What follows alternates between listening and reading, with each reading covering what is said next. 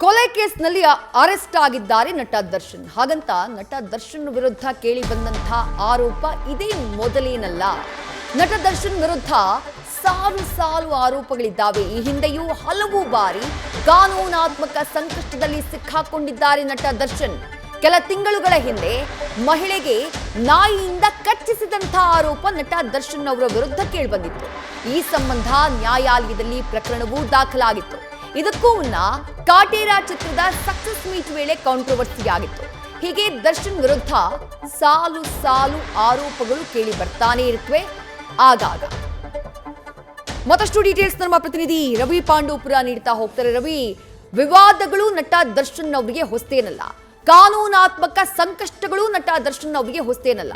ಈ ಹಿಂದೆ ಮೈಸೂರಿನಲ್ಲೂ ಇದೇ ರೀತಿಯಾದಂತಹ ಹಲ್ಲೆಗೆ ಸಂಬಂಧಪಟ್ಟಂತಹ ಒಂದು ಆರೋಪ ನಟ ದರ್ಶನ್ ಅವರ ವಿರುದ್ಧ ಕೇಳಿಬಂದಿತ್ತು. ಆ ಫ್ಲಾಶ್ ಬ್ಯಾಕ್ ಹಿಸ್ಟ್ರಿ, ಕಾನೂನಾತ್ಮಕ ಸಂಕಷ್ಟಗಳಲ್ಲಿ ನಟ ದರ್ಶನ್ ಅವರು ಸಿಕ್ಕಾಕೊಂಡಂತಹ ಆ ಮಾಹಿತಿಯನ್ನ ವಿವರಿಸಬಹುದಾ ರವಿ ಪಾಂಡೋಪುರ? ವಿದೇಶಿ ಪ್ರಮುಖವಾಗಿ ನಟ ದರ್ಶನ್ ಅವರು ಹಲವು ಪ್ರಕರಣಗಳಲ್ಲಿ ಕಾನೂನು ಸಮರವನ್ನ ಎದುರಿಸ್ತಿದ್ದಾರೆ ಹಾಗೂ ಹಲವು ಪ್ರಕರಣಗಳಲ್ಲಿ ಅವರ ಹೆಸರು ತಳುಕು ಹಾಕಿಕೊಂಡಿದೆ. ಮೊನ್ನೆ ಅಷ್ಟೇ ಶ್ರೀರಂಗಪಟ್ಟಣದಲ್ಲಿ ದಸರಾ ಸಂದರ್ಭದಲ್ಲಿ ಇದ್ರೆ ಇವಳಿರ್ತಾಳೆ ಅಥವಾ ಇನ್ನೊಬ್ಳಿರ್ತಾಳೆ ಅನ್ನೋ ಒಂದು ಹೇಳಿಕೆಯನ್ನು ಕೊಟ್ಟು ಮಹಿಳೆಯರಿಗೆ ಅಗೌರವವನ್ನು ತಂದೊಡ್ಡಿದ್ರು ಅನ್ನೋ ಕಾರಣಕ್ಕಾಗಿ ಅವರು ಮಹಿಳಾ ಸಂಘಟನೆಗಳ ಒಂದು ಆಕ್ರೋಶಕ್ಕೂ ಕೂಡ ಕಾರಣೀಭೂತರಾಗಿದ್ರು. ಅವರು ಆ ಸಂದರ್ಭದಲ್ಲಿ ಕೂಡ ಒಂದಷ್ಟು ಟೀಕೆ ಟಿಪ್ಪಣಿಗಳನ್ನು ಎದುರಿಸಬೇಕಾದಂತಹ ಅನಿವಾರ್ಯತೆ ಎದುರಾಗಿತ್ತು. ಇದಾದ ಬಳಿಕ ಬೆಂಗಳೂರಿನಲ್ಲಿ ಅವರ ನಿವಾಸದ ಎದುರು ಇರುವಂತಹ ಮನೆಯಲ್ಲಿ ಮಹಿಳೆಗೆ ನಾಯಿಯಿಂದ ಕಚ್ಚಿದ್ರು ಅನ್ನೋ ಕಾರಣಕ್ಕಾಗಿ ದೂರು ದಾಖಲಾಗಿತ್ತು. ಅಲ್ಲಿ ಒಂದಷ್ಟು ಕಾಂಟ್ರವರ್ಷಿಯಲ್ಗಳು ಕೂಡ ಇದ್ವು. ಆ ಸಂದರ್ಭದಲ್ಲಿ ಅಪಾಲಜಿ ಕೇಳುವಂಥದ್ದು ಅಥವಾ ಪ್ರಕರಣವನ್ನು ಸುಖಾಂತ್ಯವಾಗಿ ಬಗೆಹರಿಸಿಕೊಳ್ಳುವಂಥ ನಿಟ್ಟಿನಲ್ಲಿ ಒಂದು ಹೆಜ್ಜೆಯನ್ನು ಇರಿಸಿತು. ಇನ್ನು ಕಾಟೇರ ಸಕ್ಸಸ್ ಮೀಟ್ನಲ್ಲಿದ್ದಂತಹ ಅವರೆಲ್ಲರೂ ಕೂಡ ತಡರಾತ್ರಿ ಪಾರ್ಟಿಯನ್ನು ಮಾಡುವಂಥ ಕೆಲಸಕ್ಕೆ ಮುಂದಾಗಿದ್ರು. ಆ ವಿಚಾರಕ್ಕೂ ಸಂಬಂಧಪಟ್ಟಂತೆ ಠಾಣೆಯಲ್ಲಿ ಬಂದು ತಪ್ಪೊಪ್ಪಿಗೆ ಅಥವಾ ಮುಚ್ಚಳಿಕೆ ಪತ್ರವನ್ನು ನಟ ದರ್ಶನ್ ಅವರು ಬರೆದುಕೊಡುವಂತಹ ಕೆಲಸಕ್ಕೆ ಮುಂದಾಗಿದ್ರು. ಇನ್ನು 2021ರಲ್ಲಿ ಮೈಸೂರಿನಲ್ಲಿ ಒಂದು ಪ್ರಕರಣಕ್ಕೆ ಅಂದರೆ ಹೆಬ್ಬಾಳ ಠಾಣೆಯಲ್ಲಿ ಒಬ್ಬ ಮಹಿಳೆ ಫ್ರಾಡ್ ಮಾಡಿದ್ದಾರೆ ಅನ್ನೋ ಸಂಬಂಧ ಒಂದಷ್ಟು ಕಾಂಟ್ರವರ್ಷಿಗಳಾಗಿ ಹೆಬ್ಬಾಳ ಠಾಣೆಗೆ ಕೂಡ ಅವರು ಬಂದಿದ್ರು. ಅಲ್ಲಿ ಸುದೀರ್ಘವಾಗಿ ಆ ಕೇಸಿನ ವಿಚಾರಣೆ ಆಗಿತ್ತು. ಇನ್ನು ಇದೇ ಹೆಬ್ಬಾಳ ಠಾಣಾ ವ್ಯಾಪ್ತಿಯಲ್ಲಿ ಬರುವಂತಹ ಸೋಷಿಯಲ್ ಅನ್ನೋ ಒಂದು ಹೋಟೆಲ್ ಅಲ್ಲಿ ಪರಿಚಯಸ್ಥರೊಬ್ಬರು ಹೆಗಲ ಮೇಲೆ ಅಂದರೆ ಭುಜದ ಮೇಲೆ ಕೈ ಹಾಕಿದ್ರು ಅನ್ನೋ ಕಾರಣಕ್ಕೆ ಅವ್ರ ಮೇಲೆ ಹಲ್ಲೆ ಮಾಡುವಂಥ ಕೆಲಸಕ್ಕೆ ಮುಂದಾಗಿದ್ರು. ಆ ಪ್ರಕರಣ ಕೂಡ ಮೈಸೂರಿನಲ್ಲಿ ದಾಖಲಾಗಿತ್ತು. ಅದು ಕೂಡ ಸಾಕಷ್ಟು ವಿವಾದಕ್ಕೆ ಕಾರಣ ಆಗಿತ್ತು.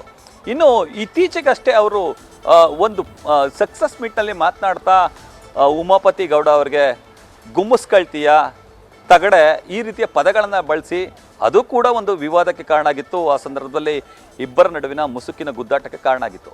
ಇನ್ನು ಇದ್ರ ಜೊತೆಗೆ ಮೈಸೂರಿನ ಹೆಬ್ಬಾಳದ ರಿಂಗ್ ರಸ್ತೆಯ ಸಮೀಪದಲ್ಲಿ ಅವರು ಆಕ್ಸಿಡೆಂಟ್ ಮಾಡಿಕೊಳ್ಳುವಂಥ ಕೆಲಸಕ್ಕೆ ಮುಂದಾಗಿದ್ರು. ಆ ಸಂದರ್ಭದಲ್ಲಿ ಅವರಿಗೆ ಕೈ ಕೂಡ ಪೆಟ್ಟಾಗಿತ್ತು. ಮೈಸೂರಿನ ಖಾಸಗಿ ಆಸ್ಪತ್ರೆಯಲ್ಲಿ 3 ದಿನಗಳ ಕಾಲ ಚಿಕಿತ್ಸೆಯನ್ನು ಪಡೆದುಕೊಂಡಿದ್ರು.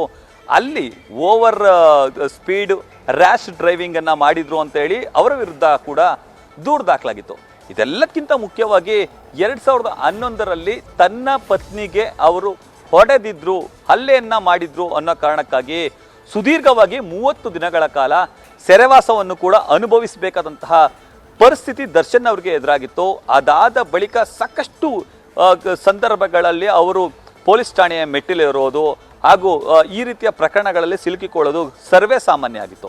ಇತ್ತೀಚೆಗೆ ಪವಿತ್ರ ಗೌಡ ಹಾಗೂ ವಿಜಯಲಕ್ಷ್ಮಿ ಅವರ ವಿಚಾರಕ್ಕೆ ಸಂಬಂಧಪಟ್ಟಂತೆಯೇ ಶ್ರೀರಂಗಪಟ್ಟಣದಲ್ಲಿ ಅವಳಿರ್ತಾಳೆ ಅಥವಾ ಇವಳಿರ್ತಾಳೆ ಅನ್ನೋ ಮಾತುಗಳನ್ನು ಹೇಳಿ ಕೂಡ ಕೆಂಡಾಮಂಡಲರಾಗಿದ್ದರು. ಇನ್ನು ಇದೇ ಪವಿತ್ರ ಗೌಡ ವಿಚಾರಕ್ಕೆ ಸಂಬಂಧಪಟ್ಟಂತೆ ಸಾಕಷ್ಟು ಕಾಂಟ್ರವರ್ಸಿಯನ್ನು ಮಾಡಿಕೊಳ್ಳುವಂಥ ಕೆಲಸಕ್ಕೂ ಕೂಡ ದರ್ಶನ್ ಅವರು ಮುಂದಾಗಿದ್ರು.